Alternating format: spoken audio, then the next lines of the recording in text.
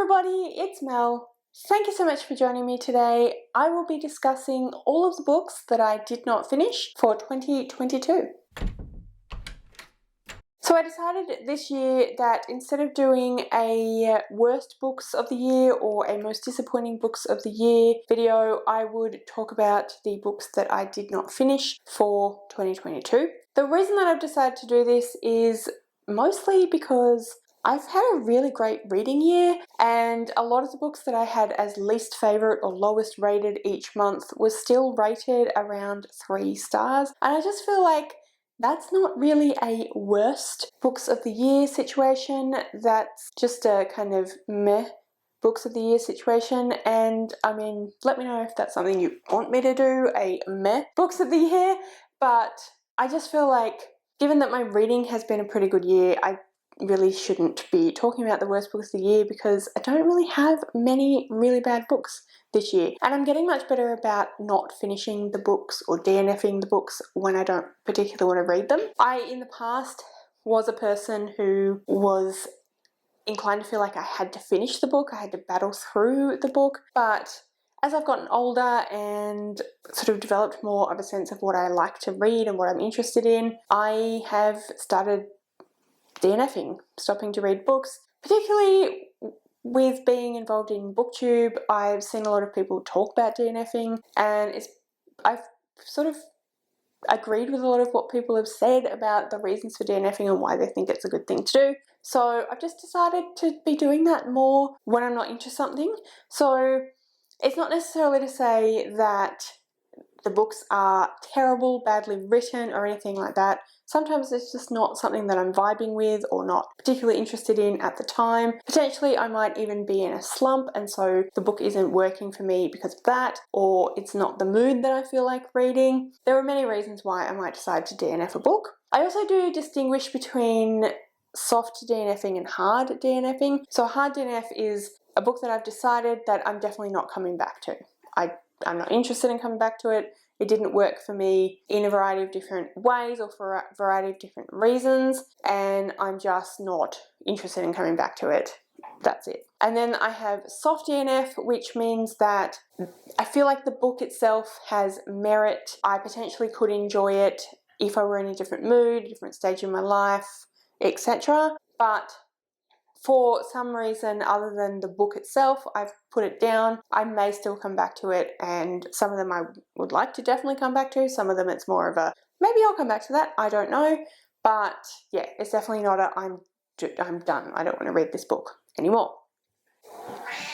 Oh, hi. Hello. I thought I'd shut that door properly.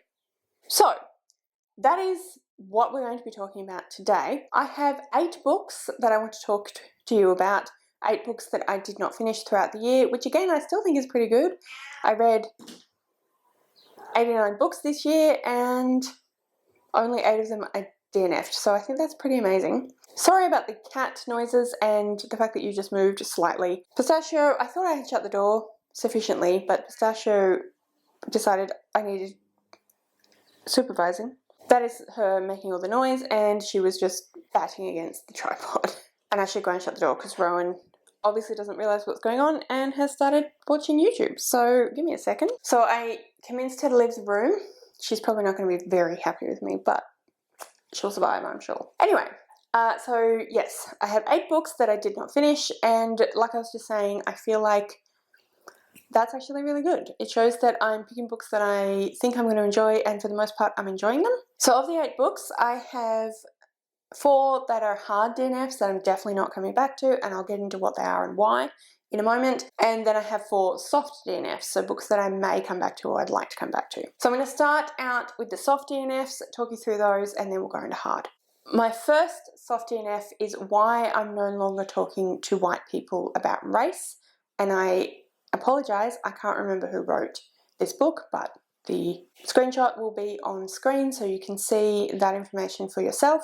This is a non-fiction book, and it is about essentially racism, but about why they've decided they're not going to talk to white people about race. They're not going to try and talk about racism, try and educate white people why that's not their problem, etc. So I started reading this one, I think it was in June, No, it was in September for Becca's Bookopoly. So I started reading it. I think I got 4 pages in, which really isn't that much of an attempt. I kept meaning to pick it back up again, and then I just kept not doing so. I basically didn't make it a priority, which is terrible. But yeah, I didn't make it a priority, and then the end of the month ended. And then I had other books on my TBR, and yeah, it kind of fell to the wayside. I definitely still think that I'd like to read it. I still think it's an important book to read, so it's a soft DNF. At some point I will definitely read it. It's just hasn't happened yet. So yeah. Next up we have The Sort of Cargen by M.L. Wang, I'm pretty sure.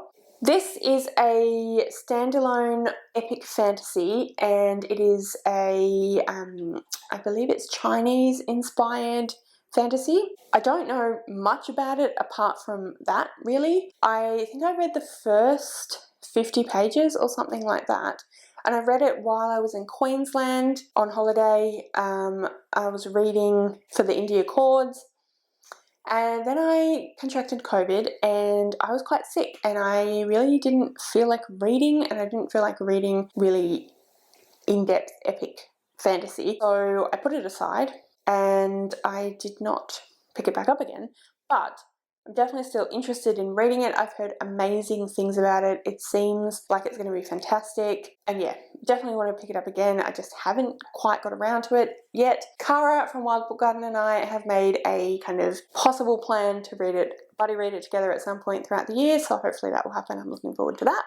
And then we have Fantasy of Frost by, again, I can't remember who wrote the book. This is really going well. I apologise. But again, it'll be on screen. This is a book that I have actually started reading and put down a couple of times now, and it's just purely because of other reading commitments. I love my TBR game, and I definitely enjoy playing it and picking the TBR that way, but I do find that structure of having that every month does make continuing to read books, having a book that carries on over into the month is tricky and basically doesn't happen at all anymore. So yeah, that's the only reason with that one, really. It's just a matter of that. Again, it fell victim, unfortunately, to me contracting COVID and being sick, and I had planned to read it when I got back to Tasmania after I'd been in Queensland for 2 weeks, but I ended up having to stay in Queensland for an extra week and a half, and yeah, I just didn't get back in time to actually pick it up, but I would like to pick it up at some point. And then we have Rebecca by Daphne du Maurier. This is another one that I just didn't prioritise. I definitely want to read it. I think I'm about 30% in, maybe a little bit more, and I was enjoying it, but I just didn't prioritise it, and I kept saying I'd come back to it, and I kept not coming back to it, and yeah, it's basically been on my Goodreads shelf as currently reading for like 9 months. The plan this year is for me to read it to my grandma. We have this little thing happening where I go to visit her and read a bit of something to her. I'm doing that for the last 6 months, and we have read Emma. But yeah, we finished that, so we're moving on to Rebecca. That was what she picked, so definitely will be read at some point this year, or next year, or this year. We're in 2023 now, this year. And I just realised that I actually forgot a book, which is The Silence of Shahara. Again, I can't remember who wrote the book, sorry. This is a historical fiction that I picked up when I was in Queensland, and I started reading when I was in Queensland because it was or is indie. But again, COVID. It's quite an in-depth historical fiction, and I just really didn't feel like reading, as I keep saying, so unfortunately it fell victim as well. And again, I just kept meaning to pick it up again and just didn't prioritise other things on other TBRs, etc. So I'd like to come back to it at some point, but I have not as of yet. So those are all the soft DNFs, all the books that I intend to come back to at some point. Moving on now to the hard DNFs. So these are all the books that I just flat out refuse to read. So first up we have The Foundling by Stacey Halls. This is one that I actually was really excited for. It sounded really fantastic. It's a historical fiction again, and I was supposed to read this with Helen from Helen's Bookhaven, but unfortunately I just couldn't read it. I read the first, I think, 10 pages, and I realised that the theme of the book, the topics in the book were just too close to home and just too hard for me to deal with. So I put it aside. I intended to come back to it, but then I unhauled it I think in my last unhaul, maybe the one before, can't quite recall, but I unhauled it reasonably recently because I realised that the situation that makes reading that book hard for me is not changing anytime soon, and even if when it potentially does, it's still going to be a while before I feel like I'm ready to read that book. So I just decided that no, I'm just not going to bother. When I say hard DNF, maybe sometime in the far away future I will read it. It's not like I am putting it under a black mark or something, but it's just not something I'm coming back to in the foreseeable future. Next up, we have a book which I've just written down here as being Death Row, but I'll put an image of it here and you can see what it's called. It is another non-fiction. It is about a woman who worked in the correction industry in America, and she was a death row witness, so her job was to go in and be a witness for when they killed people, basically. And I found it really hard to read, but I particularly found the author's stance on the death penalty and stance on the justice system in general was quite the opposite to my own, and I just found it was hard to read because it's in her voice, it's her experiences, and the way that she looked on those experiences and the way that she looked on her own involvement, I just couldn't do it. So yeah, that one is definitely a hard DNF. I should just say that that was actually for Chloe's Crime Scene Corner from Chloe Reads Books. True Crime, Chloe's Crime Scene Corner, yes, is the name of the book club. It's a true crime, my goodness. It's a true crime book club. But yeah, I just didn't end up reading it. The next book is The Bride Test by Helen Huang. There was nothing in particular wrong with this book. I just didn't care. And, you know, there's not enough time in the world to read books you don't care about. So when I say this is a hard DNF, it might end up being a soft DNF. I have no hard feelings about it one way or the other. It's not like I'm definitely never going back to it because I hated it. I may at some point if I change my mind, but yeah, I just wasn't interested. I didn't care, so I didn't continue with it. And then the final book is one that I feel like, well, that one and The Bride Test, I feel like people are going to be a little bit disappointed about, but the next one is It Happened One Summer by Tessa Bailey. What I read of this book, I really didn't like it. I just really, really didn't like it. I thought that it was ridiculous, honestly. I thought that the way that the main character was presented she was intolerable. I just didn't believe the premise. It's about Piper, who is basically like a socialite, living off her stepfather's money, and she goes too far one night for the umpteenth time and